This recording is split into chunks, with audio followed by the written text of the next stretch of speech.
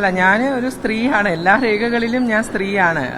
ഇപ്പോ നമ്മള് സ്ത്രീയാണെന്ന് അറിയിച്ചുകൊണ്ടുള്ള ഇതല്ല. നമുക്ക് പ്രത്യേകിച്ചൊരു സത്യം എന്ന് പറഞ്ഞാൽ ലോ ഇല്ല. ട്രാൻസ്ജെൻഡേഴ്സിന് പ്രത്യേകിച്ചൊരു ലോ ഇല്ല. അപ്പോൾ ഇതൊരു ചിലപ്പോൾ ഞാനായിരിക്കും ആദ്യമായിട്ട് ഇതൊരു ഒരു പ്രത്യേകത അല്ലെങ്കിൽ ഒരു മെയിൻ ഒരു സംഭവത്തിലേക്ക് കൊണ്ടെത്തിക്കുന്നത് ഞാനായിരിക്കും.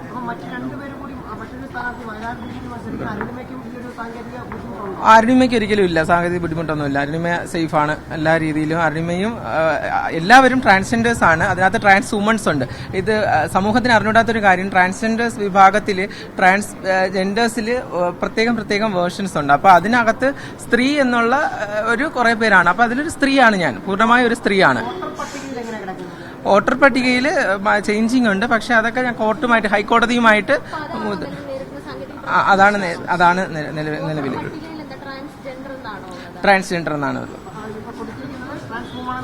ട്രാൻസ് വുമൺ ആണ്.